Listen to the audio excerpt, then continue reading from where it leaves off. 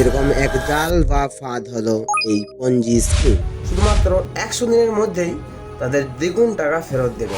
আর এভাবে শুরু হয়ে গেল ইতালির বুকে পঞ্জি স্কিম। আর এই বর্তমানকালের প্রচলিত পঞ্জি স্কিম হলো ট্রেজার এনএফটি। এর নিয়ে পশ্চিমবঙ্গ পুলিশও সতর্কবার্তা করেছে। বর্তমানকালে কে চায় না যে বাড়িতে বসে কোনো রকম পরিশ্রম না করেই রোজগার করতে। আপনি সবাই চাই, যেটাকে আধুনিক ভাষায় ওয়ার্ক ফ্রম হোম বলা হয়। আর এই ওয়ার্ক ফ্রম হোম এর প্রলোভন দেখিয়েই কিছু অসাধু ব্যক্তি বর্তমানে দিনে সোশ্যাল মিডিয়াকে কাজে লাগিয়ে নানান রকম জাল বিছিয়েছে। সেই জালে অনেক আমার আপনার মতোই সাধারণ মানুষ ওরা পড়তেই পারে। সেরকম এক জাল বা ফাঁদ হলো এই পঞ্জি স্কিম।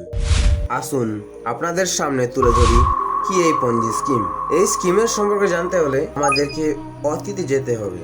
প্রায় 1920 খ্রিস্টাব্দে ইতালির এক অসাধু ব্যবসায়ী, যার নাম ছিল চার্লস পঞ্জি, তিনি আমেরিকার ডাক টিকিটের ব্যবসা করতেন।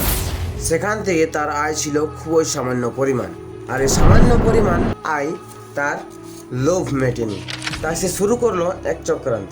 এই চক্রান্তে তিনি বলতে লাগলেন যে তার এই ডাক টিকিটের ব্যবসায় প্রচুর লাভ, এবং সবার কাছে সে দাবি করলো যদি তার এই ব্যবসায় কেউ টাকা লগ্নি করে, অর্থাৎ ইনভেস্টমেন্ট করে, তাহলে সে লগ্নিকারীদের শুধুমাত্র 100 দিনের মধ্যেই তাদের দ্বিগুণ টাকা ফেরত দেবেন। এবং তিনি এটাও দাবি করেন যে যদি কেউ অন্য ব্যক্তিদের অনুপ্রাণিত করে, অর্থাৎ রেফারেন্স করায়, তাহলে প্রথম ব্যক্তি সেখান থেকে কমিশন পাবেন।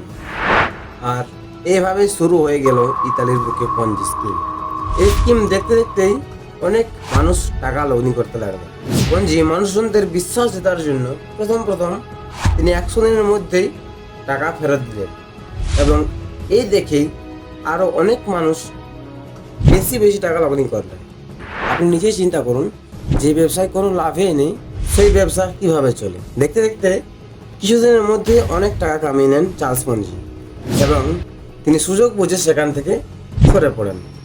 ইতালির মানুষ তার নামে থানায় অভিযোগ করেন, তিনি কোর্টে দ্বারস্থ হন, কিছুদিন জেলেও থাকেন, কিন্তু কোনো রকম সঠিক প্রমাণপত্র না পাওয়ায় তিনি কিছুদিনের মধ্যেই জেল থেকে ছাড়পত্র পেয়ে যান। আর এখান থেকে বিখ্যাত হয়ে ওঠে এই পঞ্জি স্কিম। এই স্কিম বর্তমান দিনেও প্রচলিত, শুধুমাত্র তার নামখানি বদলেছে, কিন্তু তার নিয়ম এখনো বদলায়নি। সে কি নিয়ম? কিছু টাকা ইনভেস্ট করুন এবং কিছুদিনের মধ্যেই ডবল টাকা আপনি ফেরত পাবেন। এবং যদি আপনি রেফারেন্স করাতে পারেন, তাহলে সেখান থেকে প্রথম ব্যক্তি অধিক কমিশন পাবেন। আর এই বর্তমানকালের প্রচলিত পঞ্জি স্কিম হলো ট্রেজার এনএফটি। বিগত 2022 সালে এই অ্যাপটি ইন্টারনেটে লঞ্চ করা হয় এবং এটি পুনরায় আপডেট করা হয় 2025 সালে। এর নিয়ে পশ্চিমবঙ্গ পুলিশও সতর্কবার্তা করেছেন।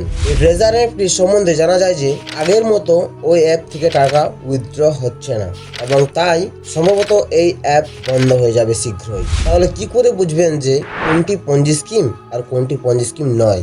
এটাকে আমরা দুই ভাগে ভাগ করেছি। পয়েন্ট নাম্বার 1, দেখবেন যদি কোনো অনলাইন বা অফলাইন ছোট বা বড় ইনভেস্টমেন্ট বা বিনিয়োগে যদি অধিকতম লভ্যাংশ থাকে। পয়েন্ট নাম্বার 2, যদি দেখেন যে রেফার করলে আপনি আরো লভ্যাংশ পাবেন, তাহলে তখনই বুঝে নেবেন যেটি একটি পঞ্জি স্কিমের অন্তর্ভুক্ত। এইসব ব্যবসায় ইনভেস্টমেন্ট এর মূল কারণ হলো মানুষ চাই কম কাজ করে বেশি রোজগার করতে। আপনি নিজেই ভাবুন কোন কোম্পানি আপনার টাকা কিছুদিনের মধ্যেই ডবল করে আপনাকে আবার ফেরত দেবে। এইসব জালিয়াতি থেকে সতর্ক থাকুন এবং ভিডিওটি পছন্দ হলে আপনার আপনজনদের কাছে শেয়ার করে দিন। ধন্যবাদ।